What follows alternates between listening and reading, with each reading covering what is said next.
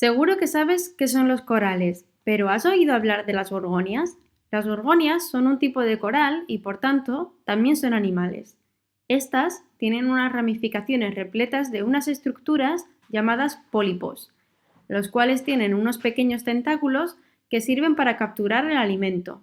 ¿Pero de qué se alimentan las gorgonias?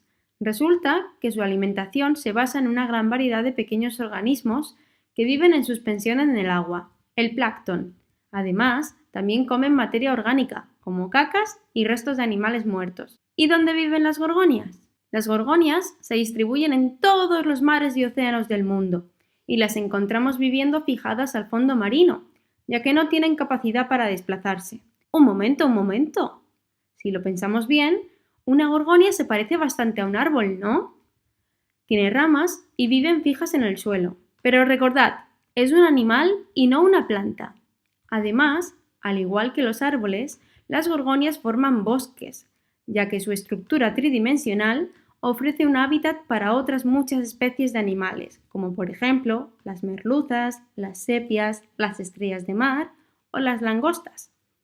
Estas especies encuentran en estos bosques de gorgonias un lugar donde poner sus huevos y esconderse frente a los depredadores, de la misma manera que haría un pajarillo en un bosque terrestre. Y chicos, ¿qué pasa cuando, por ejemplo, talan todos los árboles de un bosque? Que todos los animales que vivían ahí desaparecen, ¿no? Pues lo mismo ocurre en el mar. La desaparición de las gorgonias por impactos como la pesca o el cambio climático tiene también efectos negativos en las especies que viven en estos ecosistemas. Es decir, si no conservamos estos bosques marinos, el día de mañana no encontraremos merluza en la pescadería. Pero para que esto no suceda, científicos y pescadores están trabajando conjuntamente. Gracias al proyecto Miticap se está trabajando en la mejora de las artes de pesca para que éstas sean más selectivas, es decir, para que pesquen aquello que realmente queremos y nos vayamos a comer.